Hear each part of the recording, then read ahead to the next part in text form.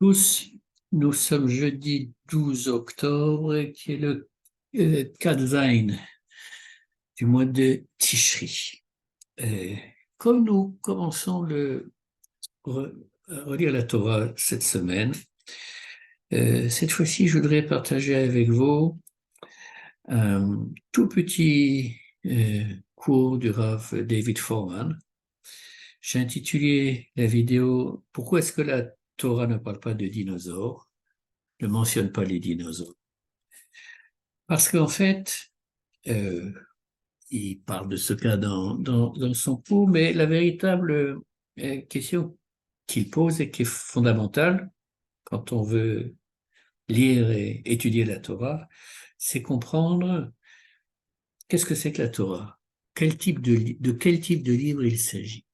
Et le Rav Foreman cite un auteur qui s'appelle Mortimer Adler et qui a écrit un livre extrêmement intéressant qui s'intitule «Comment lire un livre». Et Mortimer Adler donne un certain nombre de conseils, mais l'approche principale est la suivante, c'est que pour pouvoir lire un livre, il faut savoir de quel type de livre il s'agit. Est-ce qu'on parle d'un roman? Est-ce qu'on parle d'un recueil de poèmes? Est-ce qu'on parle d'un livre qui traite de chimie? Est-ce qu'on parle d'un livre d'histoire, d'un livre de science-fiction, d'un roman policier? Et si on lit un roman policier en pensant que c'est un livre qui va traiter de problèmes de chimie, on va avoir du mal à s'y retrouver. Euh, ou si on lit un poème et qu'on pense que il s'agit d'un roman de science-fiction ou d'un roman policier, on ne va pas s'y retrouver non plus. Donc, par exemple, euh, il y a un poète américain, j'avoue que je ne le connaissais pas, qui s'appelle Carl Sandburg, et qui a écrit un poème qui s'intitule «La grenouille a rampé sur les pattes du petit chat». Donc, si vous étiez un enseignant et que vous enseignez ce livre à vos élèves et qu'un élève dit «Mais monsieur, je comprends pas, euh, une grenouille, ça rampe pas, ça saute».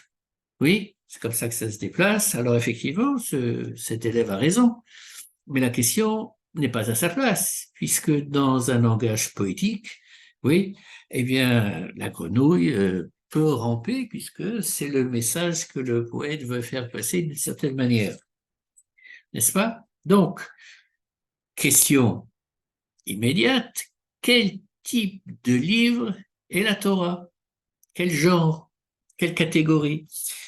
Et, dit le Rav Foreman, c'est pas évident de répondre de manière immédiate à cette question. Et pourquoi? Ben, tout simplement parce que dans la Torah, il y a énormément de catégories différentes.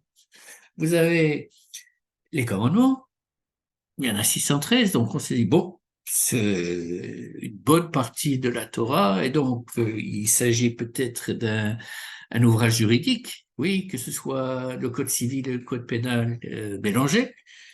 Mais il n'y a pas que ça.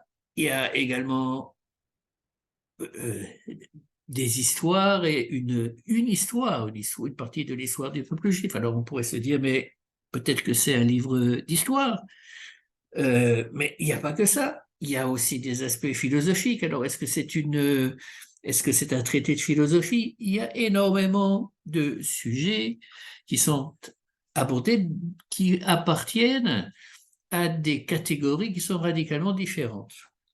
Donc, ce que propose le Rav Forman, c'est que, en fait, la Torah est un guide, pas un guide touristique, mais un guide dont l'objectif est de guider et les individus, les juifs, et le peuple juif, la collectivité, sur comment établir, développer une relation avec le monde qui les entoure, que ce soit des relations d'homme à homme, à autrui, oui, que ce soit la relation vis-à-vis de Dieu, la relation vis-à-vis du monde, du végétal, des animaux, etc. Euh, et ça, et en tant qu'individu, puisqu'il y a des lois qui sont individuelles, et en tant que collectivité, puisqu'il y a des lois qui s'appliquent à toute la communauté ou à une partie de la communauté. Je rajouterais, et ça c'est pas Laura Forman qui dit, mais je pense que ça s'inscrit vraiment dans son idée, c'est que la racine du mot Torah, c'est hora'a, c'est enseignement. Oui, la Torah vient nous enseigner quelque chose de profond, avec énormément de strates de signification. Et par conséquent, beaucoup de passages ne sont pas à prendre à la lettre. Quand on les prend à la lettre, on se plante, mais totalement. Je vais ne prendre qu'un exemple qui existe à ce jour, je dirais particulièrement aux États-Unis. Oui, c'est la thèse selon laquelle euh, la création du monde telle qu'elle est décrite dans le premier chapitre de la Genèse est à prendre à la lettre, que le monde a été créé en 6 jours, et voilà comment Akadosh Baruch Hu, s'est débrouillé. Et toute personne qui penserait que ce texte de Bereshit n'a pas une vérité historique est un hérétique. Oui, ça c'est ce qu'il pense. Or, c'est complètement faux, n'est-ce pas?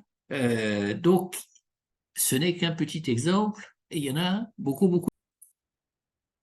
Un autre exemple, nos sages disent En mukdam u'meuchar b'Torah, c'est-à-dire que le texte de la Torah n'est pas chronologique.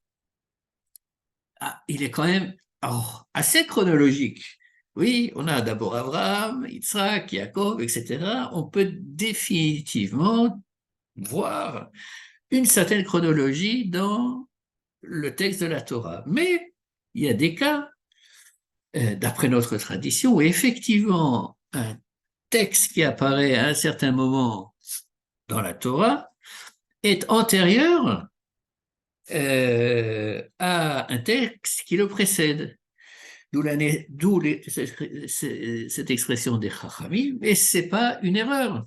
Parce que le but de la Torah, dans ce cas particulier, c'est pas de nous présenter quelque chose qui est chronologiquement correct, mais c'est de nous enseigner quelque chose par rapport au sujet qui est traité.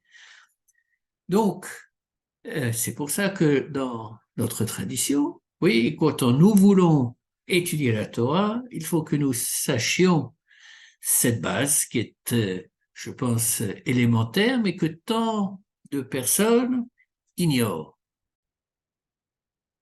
Pour conclure et répondre à la question, si la Torah ne parle pas de dinosaures, c'est que visiblement, les dinosaures n'avaient aucune importance dans le cadre soit de l'enseignement que la Torah veut nous donner, soit du guide qu'elle constitue pour nous. Et si on veut aller apprendre, et on est très intéressé par les dinosaures, il n'y a aucun problème. Simplement, c'est pas dans la Torah qu'il faut aller chercher l'info sur les dinosaures, c'est aller au musée d'histoire naturelle, etc., etc.